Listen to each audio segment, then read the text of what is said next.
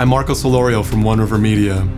In this video, I'm comparing the Canon 5D Mark III and the new Blackmagic Design cinema camera.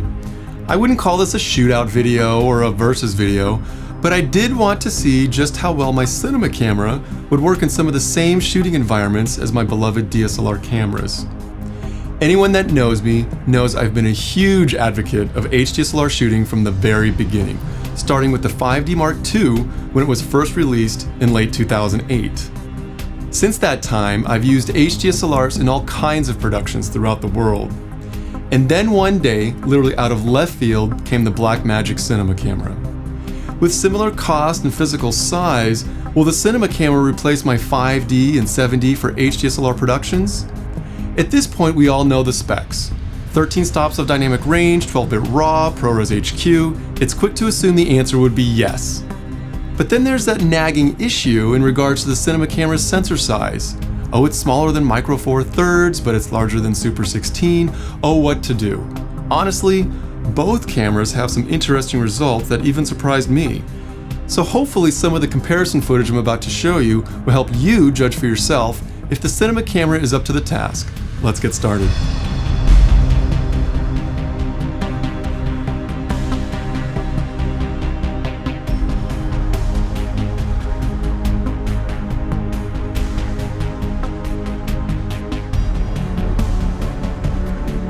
Okay, so here's our first shot using the Canon 5D Mark III.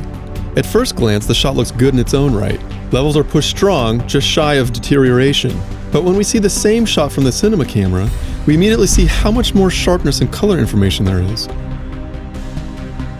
Looking at the left arrow shows the shingles washed out. The top right arrow shows banding in the sky, and the bottom arrow lacks detail. The grass actually had that golden look that the cinema camera renders. Pointing the camera directly at the sun, the 5D's image first appears to hold up well, until we compare it to the cinema camera, where we now see an increase in sharpness and dynamic range. The sun doesn't blow out, and the surrounding image detail is maintained. The left arrow shows the lack of dynamic range that doesn't allow the blue sky to peek between the leaves. The other two arrows show a solarization effect in the shadow areas due to the overloading by the highlights of the sun. Another high detail shot for the 5D to undertake. At this point, we're really pushing the saturation on these clips.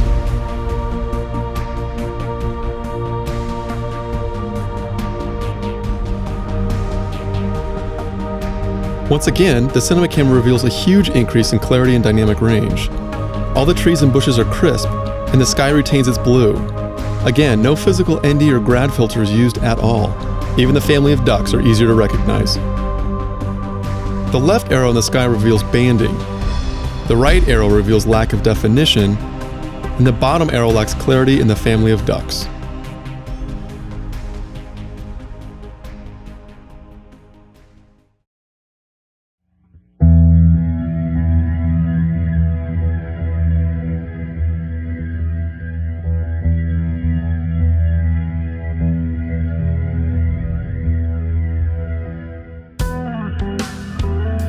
Here we are in downtown San Francisco.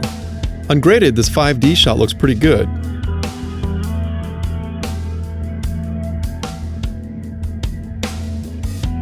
The same shot from the cinema camera reveals a bit more lens flare from the 24mm lens, but otherwise, there's a ton more dynamic range and detail. Let's replay and compare. Okay, so let's pause the video here. The arrow shows the opal sign illegibly blown out.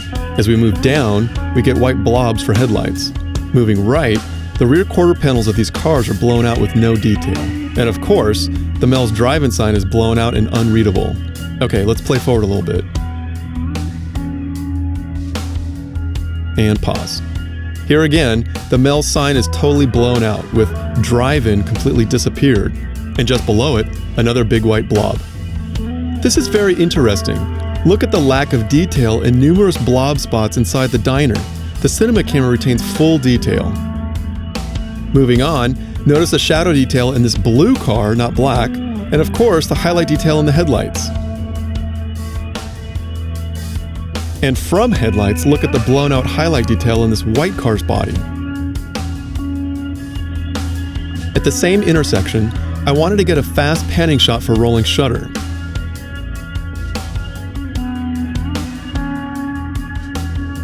The skew in the background isn't really bad on both cameras. The 5D blows out the cab's dome light, and the tires have almost no shadow detail. Okay, time for some depth of field. Here's the 5D just about wide open on the 50mm lens. Note the blown out bokeh circles in the back. Now the cinema camera wide open on the 24mm lens. Bokeh is about half the size, but it's also not blown out. Now here's the trick. Slap that 50 on the cinema camera from the 5D, step back a few feet, and voila, same bokeh size as the 5D, if not bigger, and with no blowouts. Here's the 5D with the 50 again. Also note the hair detail. And back again to the cinema camera with the 50 and stepped back. Gotta love those old E&G tricks. And again, note the hair detail compared to the 5D.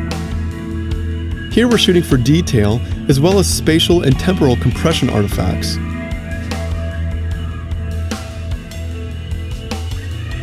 Blown up 400%, the 5D actually did way better than I thought it would, due in part to its new iframe compression option. There's really no perceivable macro blocking. Here the cinema camera shows its strength and detail. With 12-bit RAW and 5 MB per frame images, there's zero chance of any macro blocking.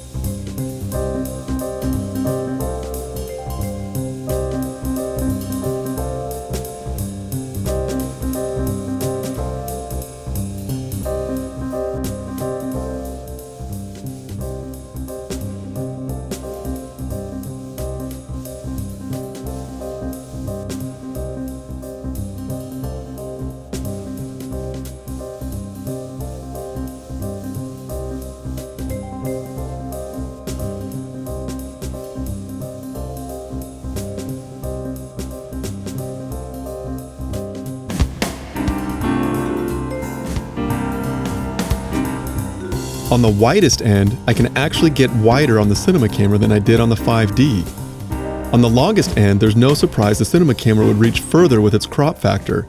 Still impressive though.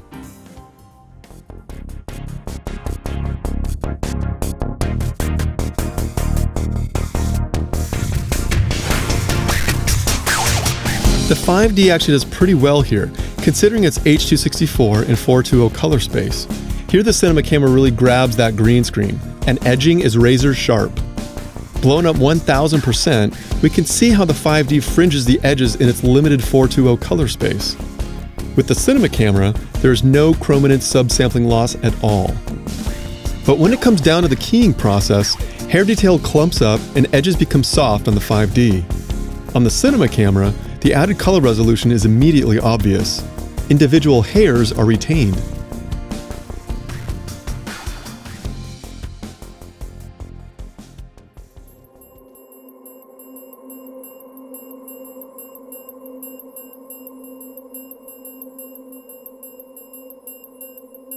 Despite the lack of contrast and sharpness in the 5D Mark III, the image is clean and far superior to the older 5D Mark II. As I begin to pan the camera more vigorously, we see the rolling shutter in action. At the debayering stage, I can minimize or maximize contrast with the cinema camera. I can always bring it down if I feel the contrast is overpowering the frequency detail and causing moire. And here we get rolling shutter. Look familiar? That's because it is. As we do a side-by-side comparison, we can see that both cameras exhibit the same amount of rolling shutter. I was hoping there would be a little less rolling shutter when I first used the cinema camera, but to my surprise, it's literally identical to the 5D.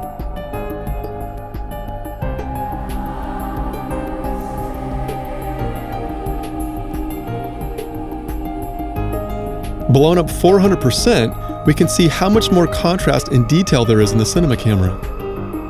Starting at 200 ISO with the 5D for some dynamic range testing. Keep your eye on the top right highlight zones here. Now at 400 ISO on the 5D, 800 ISO, and finally 1600 ISO. The last 3 highlight zones are clipped. Okay, it's the cinema camera's turn, starting at 200 ASA, then 400 ASA, 800 ASA, and finally 1600 ASA. The image retains all highlight zones. Let's compare. Knowing all us Canon DSLR shooters work in 160 ISOs, I've included it at the bottom. Ramping up the exposure again as before. Finally cranking up the exposure, we see both 5D images clipping the highlight zones. So there you have it.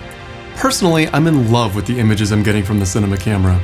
The clarity and the detail is crystal clear. The amount of latitude I have in post-production allows me to push levels for miles. With 13 stops of dynamic range, I can literally shoot directly into light sources and it doesn't blow out the surrounding area or the entire image for that matter. There's no question the 5D Mark III is the low light king, but on the same token, the cinema camera is no slouch. With the added dynamic range of 12-bit RAW, you can tap into shadow and highlight areas and pull image data to help accomplish low light shooting.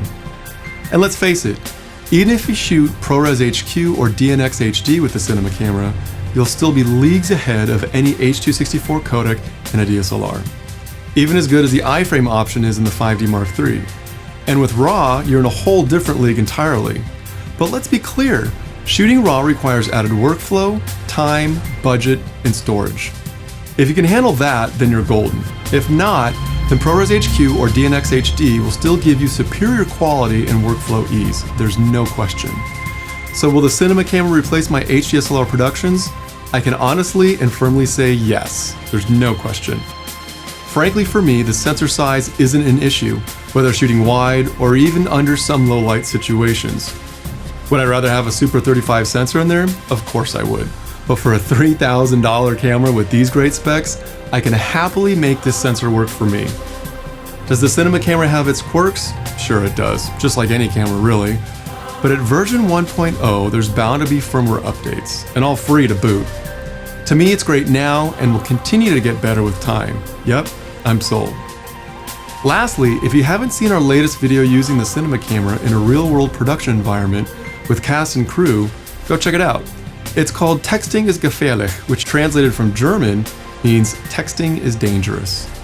The main purpose was to really push the camera in harsh conditions at night, with punchy lighting while only utilizing minimal production gear. Sure, we have a facility full of production and lighting gear to have otherwise produced a glossy beauty video, but instead, we stepped out of our comfort zone to really see if the camera could handle the task.